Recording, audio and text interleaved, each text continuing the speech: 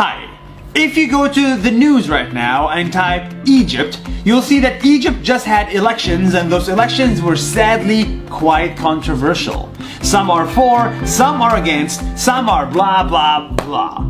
Politics is taking over the country, and in the process we forget the country.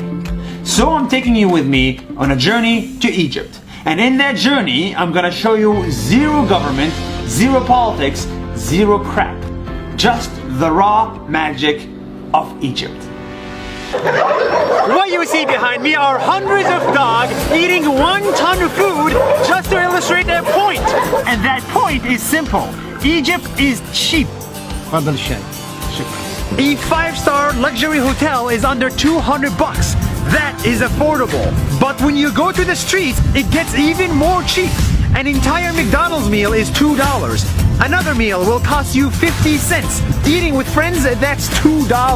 A tourist price souvenir, that's 20 cents. It's so cheap in Egypt that I can feed 600 of these dogs for 100 bucks. That's 13 cents to feed an animal. 13 cents. Egypt has only recently become this cheap, and some locals are not too happy about it. But if you're watching this from the United States, come visit Egypt. Trust me, it's worth it. That's 1 minute. See you tomorrow.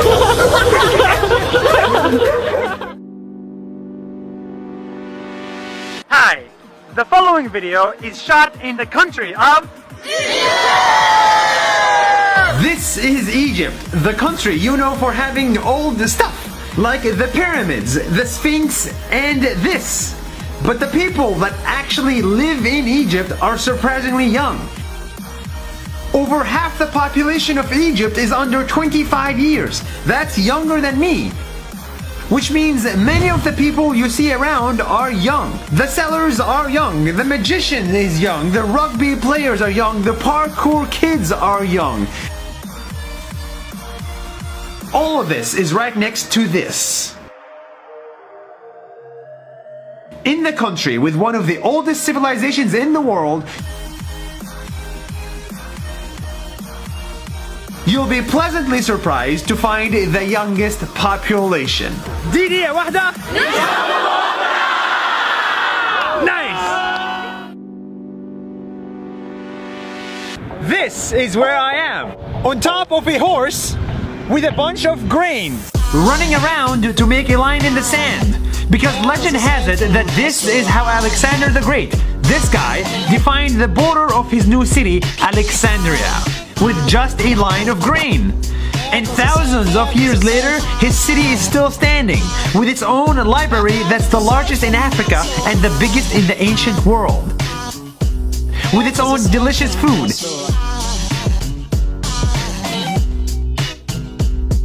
Good weather, and fascinating history. This is what I've wanted to see for years. Because Alexandria is the best example of how a few drops of grain with enough patience can create one of the most magical places in the world.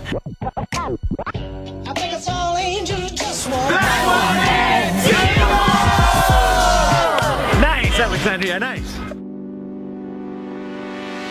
Hi.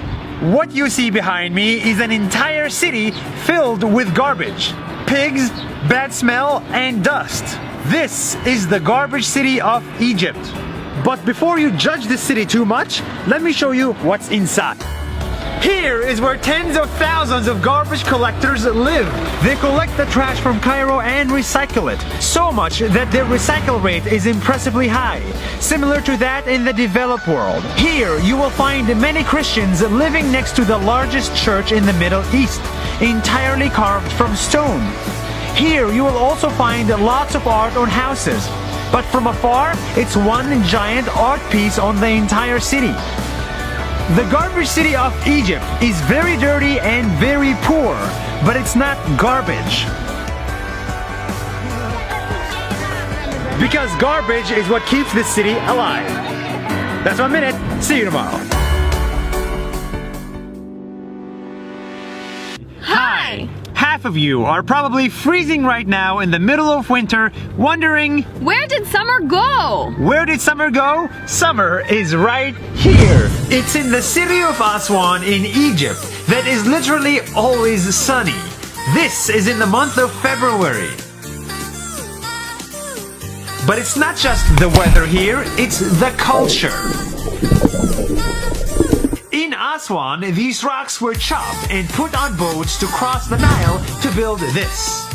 In Aswan, temples have existed for thousands of years and people have lived for thousands more. Life is too short to spend it in the freezing weather.